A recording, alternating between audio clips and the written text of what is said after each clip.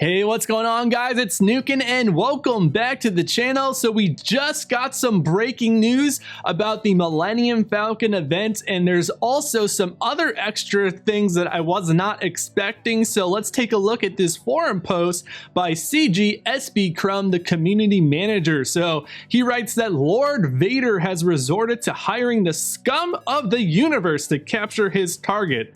The rebels? No, it's apparently the bounty hunters. So you're gonna actually need, here's the requirements here, 4 bounty hunter ships to unlock the legendary ship. It now has an official name to get blueprints of Han's Millennium Falcon. That's right, so that's gonna be the name of the first ever non-capital legendary ship in Galaxy of Heroes. It's going to be Han's Millennium Falcon. Now keep in mind that OT Chewbacca is also going to be a pilot, so that's something to note. So it also goes on to say that they're going to be providing a capital ship for you. So what does this mean? It means that it's going to be an event unit. So anything that you do with your capital ship, whether it be, putting Zetas or 6-dot mods on your fleet commanders or upgrading the level prestige abilities on your capital ship, none of that should reflect anything on this sort of event capital ship unit that we're going to be provided.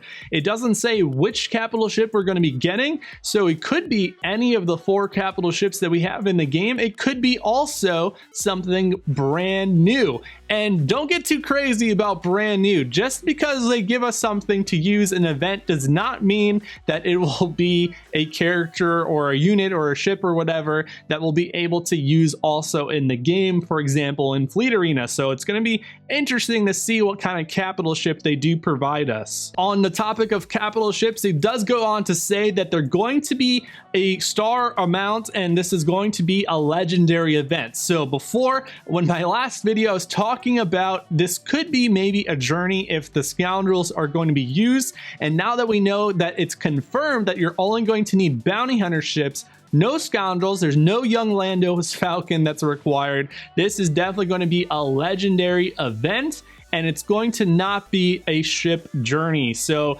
just like when you're trying to unlock a character, for example, at the maximum, can't speak, the maximum amount of stars. So if you're going for the 7-star Millennium Falcon, you're going to actually want to have at least one 7-star capital ship. It does not matter because, like I said, it's going to be a provided unit for you. You just need to make the star requirements. So if you're just going for the unlock, you need a 5-star capital ship, and if you're going for the full 7-star Han's Millennium Falcon, you need at least one 7-star capital ship. And so that is the thing about capital ships. And yes, we just already knocked out the legendary event tidbit news right there. So now let's jump into the game, and also we're going to be taking a look at the panic farm calculator on SwGOH and see what the damage is. So now let's take a look at the panic farm calculator, and if you're interested to see what the damage is for you personally, then I suggest that you go to the video description of this video, and I'll put a link to this panic farm calculator for the original trilogy Han's Millennium Falcon. So first off, you're going to want to put when the event starts, and so typically when they announce that there's going to be a legendary event, you usually have about a week. So let's put in 7 days here.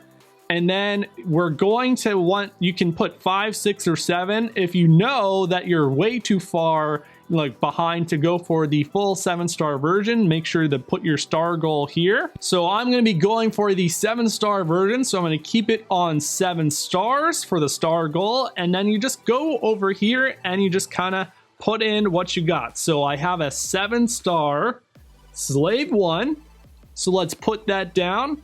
I also have a 7-star Houndstooth and Xanadu Blood, so let's just put that down as well. And let's just focus on IG-2000. So if you have an IG-2000 that's just 3 stars, just do that and then put the amount of shards that is required.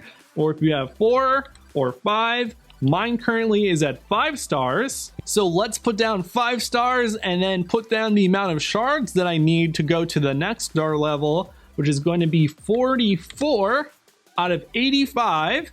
And so once you do that, you can scroll down here and then see what the damage is, how many crystals and refreshes you need to do per day, etc. So go ahead and feel free to go to the video description and fill out this sort of panic farm calculator and see what is possible for you. And if you're going to put any money into the game, make sure that you have it all planned out. It would be a real shame to actually put in money and to try to get this ship and then to fall so close and be short for that sort of star goal that you're trying to attempt to complete. So let's jump right into the game now and go right to the ship section. So ships, and go to the bounty hunter faction. So you're gonna need to have 4 bounty hunter ships at the appropriate star level to unlock Han's Millennium Falcon at the respective star count. So you're gonna need, let's just assume you're going for just the unlock. So you're gonna need to have 5 stars on Houndstooth, Slave 1, Xanadu Blood, and IG-2000. And if you're going for the 7-star, you're going to need to have 7 stars across the board. Moving on from that, you may want to actually think about gearing up the pilots as well if you have not done so already. We aren't incredibly sure kind of like how difficult is this ship event going to be because it's the first of its kind. Do you guys remember the most recent C-3PO event where you were using Ewoks? And then even harder was the OT Chewbacca legendary event where you actually use bounty hunters.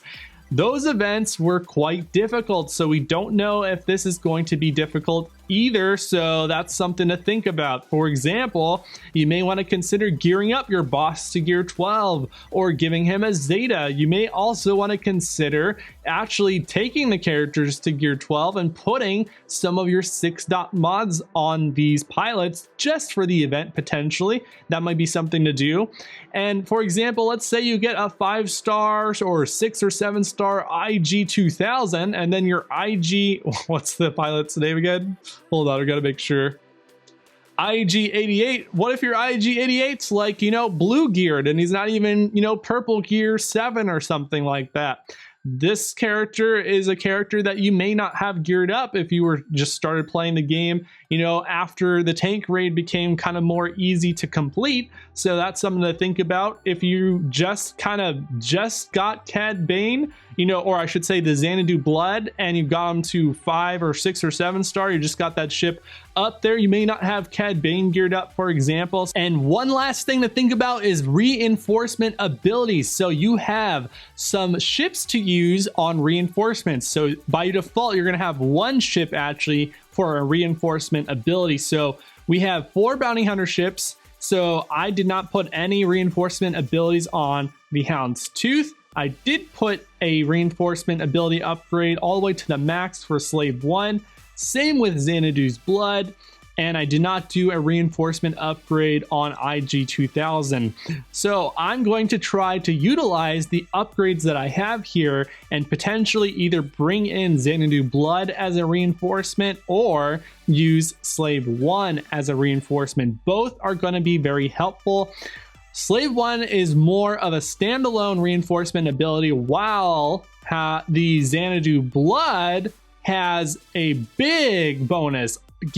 Grant all scoundrel allies retribution for 2 turns. That could be huge potentially in the legendary event. So also you should be saving the sort of reinforcement mats that are required to upgrade these reinforcement abilities, potentially just to complete the event. So you're going to need 25 to go to level 2. And then I think you need 75 reinforcement mats to go from level 2 to level 3. So that's about all for now. What do you guys think about all of this news? Are you surprised that we're using bounty hunters and not scoundrels to unlock Han's Millennium Falcon? Are you surprised that it was not a journey character and this is just a sort of typical legendary event? Do you think this event's going to be very difficult? And are you going to be saving reinforcement mats and kind of potentially using it on Xanadu's Blood or Slave 1 or something like that in this legendary event? Let me know down in the comments below, and I'll see you guys all in my next video. Cheers.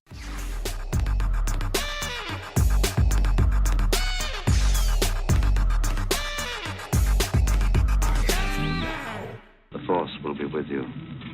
always.